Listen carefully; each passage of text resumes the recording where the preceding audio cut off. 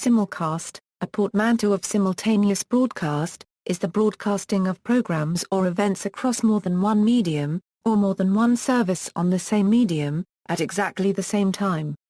For example, Absolute Radio is simulcast on both AM and on satellite radio, and the BBC's Prom concerts were formerly simulcast on both BBC Radio 3 and BBC Television. Another application is the transmission of the original language soundtrack of movies or TV series over local or internet radio, with the television broadcast having been dubbed into a local language.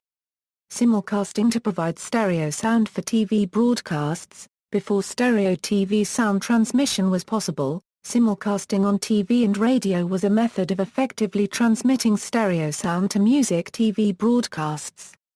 In the 1970s, WPXI in Pittsburgh broadcast a live Boz Scaggs performance which had the audio simultaneously broadcast on two FM radio stations to create a quadraphonic sound, the first of its kind.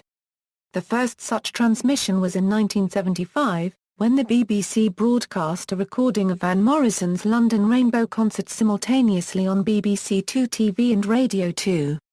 Similarly, in the 1980s, before multi-channel television sound, or home theater was commonplace in American households, broadcasters would air a high-fidelity version of a television program's audio portion over FM stereo simultaneous with the television broadcast.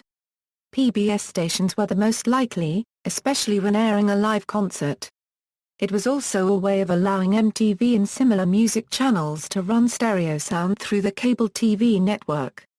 This method required a stereo FM transmitter modulating MTV's stereo soundtrack through the cable TV network and customers connecting their FM receiver's antenna input to the cable TV outlet. Then they would tune the FM receiver to the specified frequency that would be published in documentation supplied by the cable TV provider. With the introduction of commercial FM stations in Australia in July 1980, commercial TV channels began simulcasting some music-based programs with the new commercial FM stations and continued to do so into the early 1990s.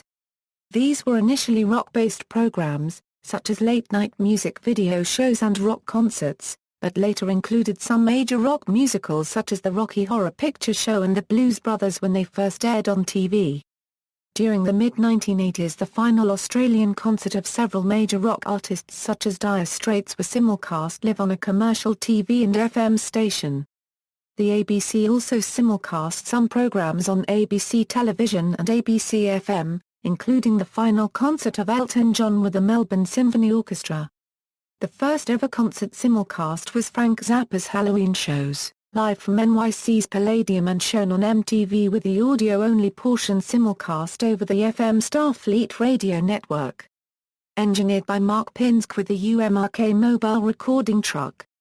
A later, notable application for simulcasting in this context was the Live Aid Telethon concert that was broadcast around the world on July 13, 1985. Most destinations where this concert was broadcast had the concert simulcast by at least one TV network and at least one of the local FM stations. Most stereo-capable video recorders made through the 1980s and early 1990s had a simulcast recording mode where they recorded video signals from the built-in TV tuner and audio signals from the VCR's audio line and connectors. This was to allow one to connect a stereo FM tuner that is tuned to the simulcast frequency to the VCR's audio input in order to record the stereo sound of a TV program that would otherwise be recorded in mono. The function was primarily necessary with stereo VCRs that didn't have a stereo TV tuner or were operated in areas where stereo TV broadcasting wasn't in place. This was typically selected through the user setting the input selector to simulcast, or radio mode, or, in the case of some JVC units, the user setting another audio input switch from TV, or tuner to line. In the mid to late 1990s, video game developer Nintendo utilized simulcasting to provide enhanced orchestral scoring and voice acting for the first ever integrated radio games its Satellaview video games. Whereas digital game data was broadcast to the Satellaview unit to provide the basic game and game sounds, Nintendo's partner, satellite radio company Saint Giga, simultaneously broadcast the musical and vocal portion of the game via radio. These two streams were combined at the satellaview to provide a unified audio track analogous to stereo. Other uses. The term simulcast was coined in 1948 by a press agent at WCAU-TV, Philadelphia. NBC and CBS had begun broadcasting a few programs both to their established nationwide radio audience and to the much smaller though steadily growing television audience.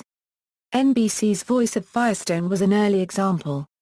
Toscanini's NBC Symphony performance of March 15, 1952 is perhaps a first instance of radio-TV simulcasting of a concert, predating the much heralded rock concert simulcasts beginning in the 1980s. Presently, in the United States, simulcast most often refers to the practice of offering the same programming on an FM and AM station owned by the same entity, in order to cut costs. With the advent of solid-state AM transmitters and computers, it has become very easy for AM stations to broadcast a different format without additional cost. Therefore, simulcast between FM-AM combinations are rarely heard today outside of rural areas, and in urban areas, where often the talk or all-news radio format of an AM station is simulcast on FM, mainly for the convenience of office buildings in urban cores which easily block AM signals. During National Party rule in South Africa, many foreign programs on SABC television were dubbed in Afrikaans. The original soundtrack, usually in English, but sometimes in German or Dutch, was available on the Radio 2000 service. This could be selected using a button labeled Simulcast on many televisions manufactured before 1995. Radio programs have been simulcast on television since the invention thereof. However, as of recent, perhaps the most visible example of radio shows on television is The Howard Stern Show, which currently airs on Sirius satellite radio as well as Howard TV. Another prominent radio show that was simulcast on television is Imus in the Morning, which until the simulcast ended in 2015, aired throughout the years on MSNBC, RFD-TV and Fox Business Network, in addition to its radio broadcast distributed by Citadel Media. Multiple sports talk radio shows, including Mike and Mike, The Herd with Colin Cowherd and Boomer and Carton, also are carried on television, saving those networks the burden of having to air encores of sporting events or other paid sports programming which may draw lower audiences. In professional wrestling, a simulcast happened on March 26, 2001 between WWF Raw is War and WCW Monday Nitro upon WWE's purchase of WCW's assets to merge the storylines of the two wrestling promotions, which was the last episode of Monday Nitro. In another case, popular programs will be aired simultaneously on different services in adjacent countries, such as The Simpsons, airing Sunday evenings at 8 p.m. on both Fox in the United States and Global in Canada. Simulcast is often a colloquial term for the related Canadian practice of simultaneous substitution. Simulcasts are also used for the purposes of television ratings, mainly with awards ceremonies such as the MTV Video Music Awards and the Nickelodeon Kids' Choice Awards, where the ceremony airs on other sister channels in the same corporate family. These allow a bulk ratings number to be computed, which allows for more homes to be calculated in a final rating, along with removing any in-house competition, with each of the networks carrying the same ceremony and same advertising. Another example is a roadblock strategy, where a family of networks will air the premiere of a new series, music video or other event such as a telethon at the same time to maximize their audiences.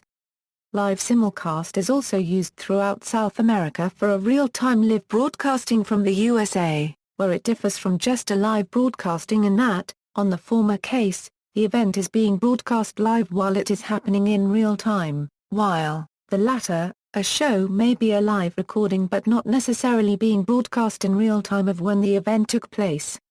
Yet, local live productions being broadcast in real time in South America are often just called live, without the use of the word simulcast. Simulcasting of sporting events in sports, such as American football and baseball, simulcasts are when a single announcer broadcasts play-by-play coverage both over television and radio.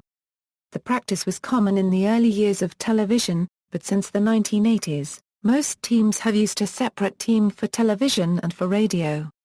As all NFL television broadcasts are done by the national networks or via cable, there are no regular TV-to-radio football simulcasts. However, NFL rules require that games airing on cable and satellite networks be simulcast on local over-air TV stations in markets serving the two local teams participating in each game. Similarly, no current National Basketball Association teams use a simulcast. Al McCoy, Chick Hearn, Kevin Calabro and Rod Hundley were the last NBA team broadcasters to simulcast. In Major League Baseball, only Ban Scully continues the practice. However, he simulcasts only the first 3 innings of Los Angeles Dodgers games at Dodger Stadium and other National League Western Division parks. The practice is more prevalent in the National Hockey League where 2 teams currently simulcast, the Buffalo Sabres with Rick Jeanneret and Rob Ray, the Dallas Stars with Ralph Strangis and Darryl Reauth. Simulcasts via satellite can be a challenge, as there is a significant delay because of the distance, nearly 50,000 miles round trip, involved. Anything involving video compression also has an additional significant delay, which is noticeable when watching local TV stations on direct broadcast satellites. Even though the process is not instantaneous, this is still considered a simulcast because it is not intentionally stored anywhere. Multiplexing also sometimes called multicasting is something of a reversal of this situation, where multiple program streams are combined into a single broadcast. The two terms are sometimes confused. In horse racing, a simulcast is a broadcast of a horse race which allows wagering at 2 or more sites. The simulcast often involves the transmission of wagering information to a central site, so that all bettors may bet in the same betting pool, as well as the broadcast of the race. The San Francisco Giants simulcast with the Oakland Athletics while playing each other on their respective stations and commercials with a mix of broadcasters from both teams. On cable television systems, analog-digital simulcasting means that analog channels are duplicated as digital sub-channels. Digital tuners are programmed to use the digital sub-channel instead of the analog. This allows for smaller, cheaper cable boxes by eliminating the analog tuner and some analog circuitry. On DVRs, it eliminates the need for an MPEG encoder to convert the analog signal to digital for recording. The primary advantage is the elimination of interference, and as analog channels are dropped, the ability to put 10 or more SD-TV channels in its place. The primary drawback is the common problem of overcompression resulting in fuzzy pictures and pixelation. In universities with multiple campuses, simulcasting may be used for a single teacher to teach class to students in 2 or more locations at the same time, using video conferencing equipment. In many public safety agencies, simulcast refers to the broadcasting of the same transmission on the same frequency from multiple towers either simultaneously, or offset by a fixed number of microseconds. This allows for a larger coverage area without the need for a large number of channels, resulting in increased spectral efficiency. This comes at the cost of overall poorer voice quality, as multiple sources increase multipath interference significantly, resulting in what is called simulcast distortion. With some of the latest simulcast control equipment for FM radio networks, the distortion experienced is almost inaudible to the human ear. With the introduction of line equalization modules and tone generation modules, the phasing advance and retard is so well calculated that the distortion is almost entirely averted. The tone generation module generates a pilot tone at 3300 Hz which is then sampled by the line equalization module which each channel on each radio high site has to have located back at the main control site. This then determines the phase shift in the signal and adjusts the transmission accordingly such that all the overlap areas in transmission are in phase with each other. See also, single-channel simulcast. References